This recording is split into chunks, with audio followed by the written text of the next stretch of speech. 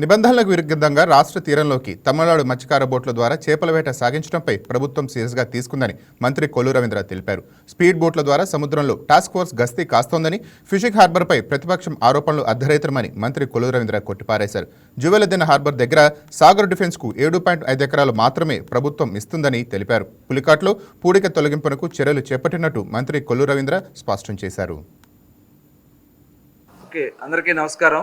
పాండిచేరి అలాగే తమిళనాడు రాష్ట్రాలకు సంబంధించినటువంటి పడవలు స్పీడ్ బోట్స్ వచ్చి ఆంధ్ర రాష్ట్ర తీర ప్రాంతాల్లో ముఖ్యంగా నెల్లూరు జిల్లా, బాపట్ల జిల్లా, గుంటూరు జిల్లా వరకు మత్స్యకారులకి ఇబ్బంది కలిగిస్తున్నాయి. అది అందరికీ తెలిసినటువంటి విషయం. దీని మీద ప్రభుత్వం చాలా సీరియస్గా ఉంది. గౌరవ ముఖ్యమంత్రి గారు కూడా మొన్న రివ్యూ తీసుకుని అందరికీ ఇన్స్ట్రక్షన్స్ ఇవ్వడం జరిగింది.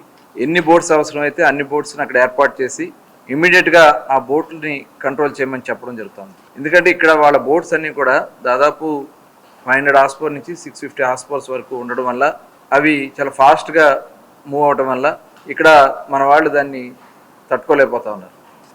అందుకోసం దీని మీద దాదాపు 4 రోజుల నుంచి మేము అందరితో మాట్లాడటం జరుగుతుంది.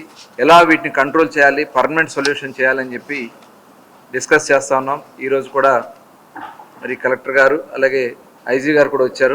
మెరైన్ పోలీస్కి సంబంధించి అలాగే ఫిషరీస్ డిపార్ట్మెంట్, అట్లాగే సోమిరెడ్డి చంద్రమోహన్ రెడ్డి గారు, అలాగే కావ్య కృష్ణారెడ్డి గారు శాసనసభ్యులు, అలాగే బీదా రవిచంద్ర గారు ఈరోజు కూడా డిస్కస్ చేశాం. ఇప్పటికీ ఆల్రెడీ 3 బోట్లు గస్తీ తిరుగుతూ ఉన్నాయి. ఈరోజు తిరుపతిలో మరొక బోటు కూడా ఏర్పాటు చేయడం జరిగింది. ఇప్పుడు ఒక 2 బోట్లను కూడా తమిళనాడుకు సంబంధించినటువంటి బోట్లను కూడా చేసి పట్టుకోవడం జరిగింది. అయితే దీనికి ఎందుకంటే రేపు ఏప్రిల్ 15th నుంచి మళ్ళీ బ్యాన్ పీరియడ్ ఉంటుంది కాబట్టి నెక్స్ట్ జూన్ 15కి మళ్ళీ బోట్లు వెళ్ళే సమయానికి ఒక 4 బోట్లని 650 హార్స్పవర్ బోట్స్ని ఏర్పాటు చేసి లాంగ్ లైనర్స్ కేవలం గస్తీ చూడటానికి మాత్రమే 650 హార్స్పవర్ మోటార్లతో ఇంజన్తో ఉన్నటువంటి బోట్స్ని ఏర్పాటు చేస్తున్నారు. అలాగే మెరైన్ పోలీస్ నుంచి కూడా వాటికి కావాల్సినవన్నీ కూడా ఏర్పాటు చేయడం జరుగుతుంది. Fisheries department, forest department, revenue department, police దాదాపు ఒక 5 డిపార్ట్మెంట్లు ఇన్వాల్వ్ అయ్యి వాటికి కావాల్సినవన్నీ కూడా ఏర్పాటు చేసుకోవడం కూడా జరుగుతుంది. ఇదే కాకుండా మళ్ళీ మెరైన్ పోలీస్ నుంచి ప్రజెంట్ ఏవైతే బోట్లు ఉన్నాయో గతంలో 2007 నుంచి 2017 వరకు గవర్నమెంట్ ఆఫ్ ఇండియా మెయింటెనెన్స్ చేశారు. బోట్లు ఇచ్చి ఆ రోజున దాదాపు 18 బోట్లు ఇచ్చారు. అవన్నీ కూడా గత 5 సంవత్సరాలు మెయింటెనెన్స్ లేక అవన్నీ కూడా మూల పడిపోయినాయి. ఇప్పుడు అవి రిపేర్ చేయడానికి అవకాశాన్ని కూడా పరిశీలిస్తున్నారు. ఫైనాన్స్ కూడా ప్రపోజల్ పంపించారు. ఏదైతే నెల్లూరు జిల్లాలో ఉన్నటువంటి 3 బోట్లు దగ్గర 1,50,00,000 అవుతుంది. దానికి రిపేర్లకి ఎలా చేయొచ్చు అని చూస్తున్నారు. ఇవి కాకుండా పర్మనెంట్ సొల్యూషన్ చేయడానికి కూడా, ఎందుకంటే ఇవన్నీ కూడా స్పీడ్ బోట్స్ కూడా ఎంత మాక్సిమం చూసుకున్నా వెయిట్ ఎక్కువ, అంత ఐరన్తో ఉంటాయి కాబట్టి మాక్సిమం 20 కిలోమీటర్ స్పీడ్ వెళ్తాయి. ఇప్పుడు అధునాతనమైనటువంటి మెరైన్ బోట్స్ని తీసుకొచ్చి 40 to 50 కిలోమీటర్ స్పీడ్కి వెళ్తాయి కాబట్టి పర్మనెంట్గా అవి కూడా ఏర్పాటు చేయడానికి దానికి క్రూ కానీ అన్నీ కూడా డిపార్ట్మెంట్ ప్లాన్ చేస్తున్నారు. ఐజీ గారు ఉదయం నుంచి అన్ని తీర ప్రాంతాల్లో కూడా అలాగే జువెల్దిన్ పోర్ట్లో కూడా చూసి రావడం జరిగింది. ఇది శాశ్వత పరిష్కారం చేయడానికి ప్రభుత్వం చాలా చిత్తశుద్ధితో పనిచేస్తుంది. అట్లాగే ఇక్కడ మనకి గవర్నమెంట్ ఆఫ్ ఇండియా నుంచి ప్రధానమంత్రి మత్స్య సంయుక్త యోజన కింద 50 బోట్లు ఇచ్చారు. దగ్గర ఒక 1,20,00,000 రూపాయలు ఖరీదు చేసే బోట్లు ఆంధ్ర రాష్ట్రానికి ఇస్తే దాంట్లో 40% సబ్సిడీ, 60% మహిళలకి, ఎస్సీలకి ఇచ్చారు. దీని మీద కూడా గౌరవ ముఖ్యమంత్రి గారితో డిస్కస్ చేసి ఆ బోట్లు కూడా లాంగ్ లైనర్స్ను కూడా సొసైటీస్కి ఇవ్వడమా, లేకపోతే ఇండివిజువల్గా ఫిషర్మెన్ వస్తే వాళ్ళకి ఇవ్వడమా, బ్యాంకర్స్తో కూడా మాట్లాడి అవన్నీ కూడా ఏర్పాటు చేయడానికి చర్యలు తీసుకోవడం కూడా జరుగుతుంది.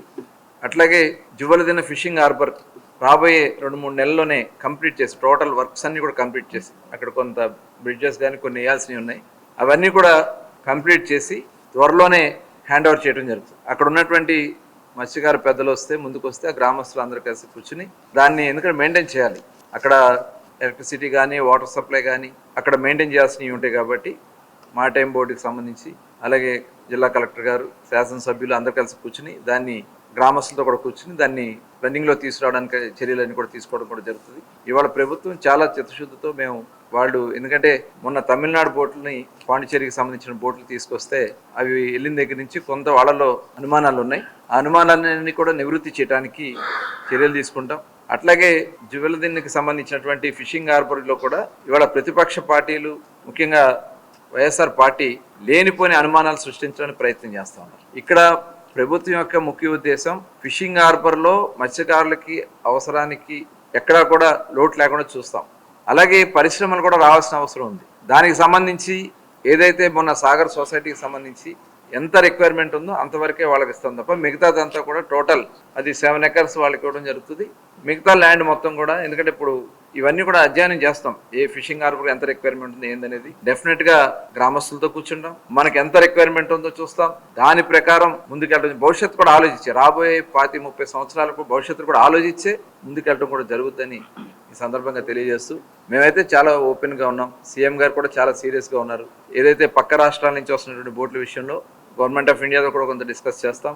ఎందుకంటే పక్క రాష్ట్రాలు ఎలక్షన్స్ ఉన్నాయి కాబట్టి అవసరమైతే ఆ గవర్నమెంట్స్తో కూడా నెక్స్ట్ మాట్లాడటం జరుగుతుంది. జిల్లా కలెక్టర్ గారు కానీ, ఎస్పీ గారు కానీ, అలాగే మన మెరైన్ పోలీస్ కానీ ఇవంతా కూడా ఫైనాన్స్ డిపార్ట్మెంట్తో కూడా మాట్లాడి వేగవంతంగా ఇవన్నీ కూడా పూర్తి చేయడం కూడా జరుగుతాయి. ఎవరు కూడా ఆందోళన చెందాల్సిన అవసరం లేదు. మేము ఎందుకంటే మత్స్యకారులు మొట్టమొదటి నుంచి కూడా తెలుగుదేశం పార్టీతో ఉన్నారు, ఈరోజు కూటమి ప్రభుత్వంతో ఉన్నారు. ఇవాళ సంక్షేమ కార్యక్రమాలు చేసిన వాళ్ళకి బ్యాన్ పీరియడ్ డబ్బులు ఇచ్చిన, పెన్షన్లు ఇచ్చిన, 50 సంవత్సరాల పెన్షన్లు తీసుకొచ్చిన, ఆయిల్ సబ్సిడీ ఇచ్చిన, ఇవన్నీ కూడా గతంలో మేము చేసిన కార్యక్రమాలు. ఇంకా వాళ్ళకి ఏది చేయటాకైనా ఈ ప్రభుత్వం ఓపెన్గా ఉందని కూడా ఈ సందర్భంగా తెలియదు.